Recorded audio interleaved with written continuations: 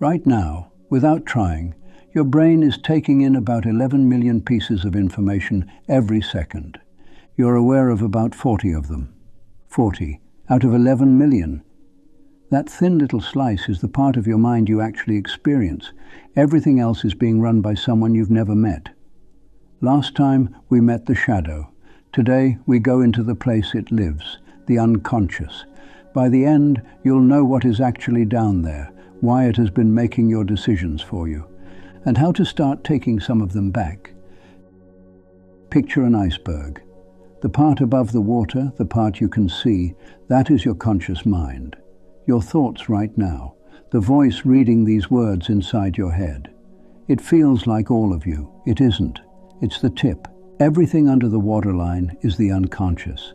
And researchers estimate that as much as 95% of what your mind does happens down there, out of sight, every single day.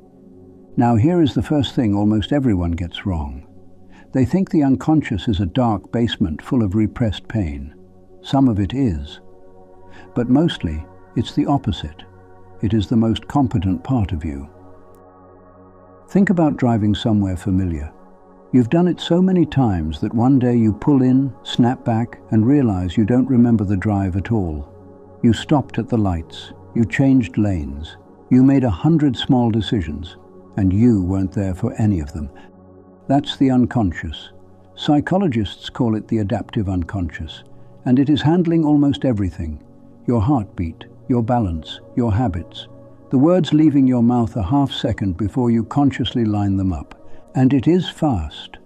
In lab studies, scientists watching the brain could see a decision forming up to several seconds before the person felt they had decided anything.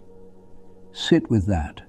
The choice was already in motion before you knew there was a choice to make.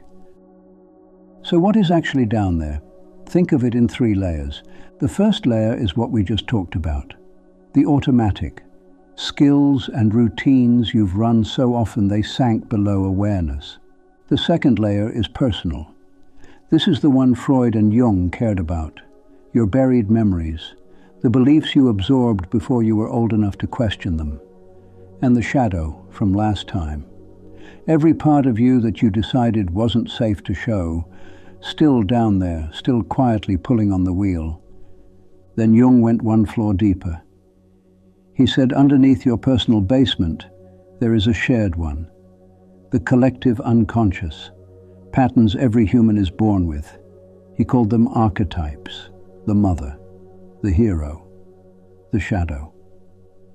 Ancient templates that shape how all of us make meaning.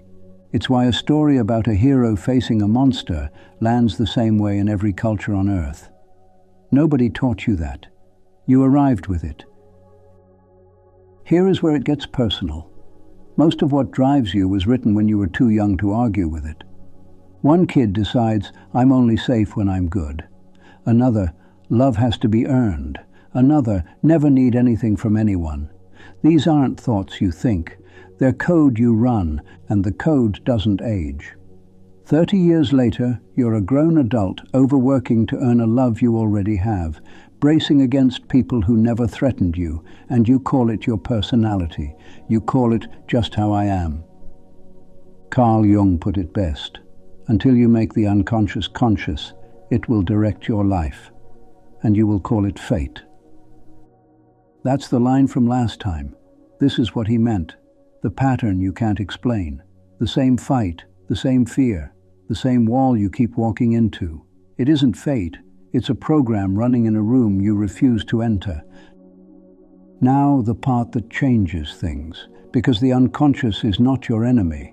The same depth that hides your wounds is where your intuition lives. Your creativity, that flash of knowing before you can explain it.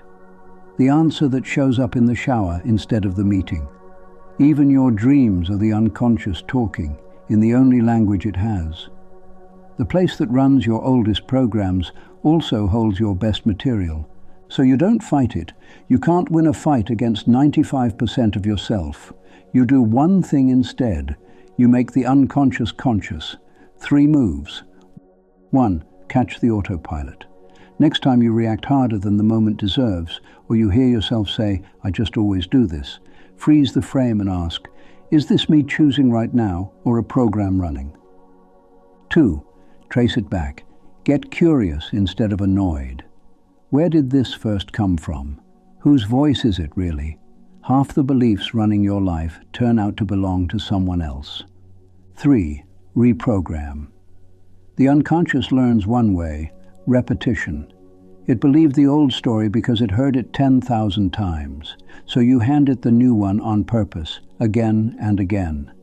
The evidence that you are safe, that you're allowed. New input, repeated, until it drops below the waterline and starts running on its own. You are never going to clear out the 95%. You'd stop breathing. You'd forget how to walk. Control was never the goal. A conversation is. To stop being silently run by a part of you that you have never once spoken to. And that's the whole thing, really. Awareness is the crack of light under the basement door. The shadow was one room down there. This is the entire house. The day you start walking through it on purpose is the day your life quietly stops happening to you and starts belonging to you. So before you sleep tonight, try one thing. Catch a reaction you had today that was a little too big for the moment, and instead of judging it, just ask, whose voice was that? If you want a real way in, I made a free 7-day shadow work starter. One quiet question a day, no fluff, and it's the most direct path I know into this hidden part of you. It's linked below. And the next one goes after the beliefs running underneath all of this, and how to actually rewrite them. I'll see you there.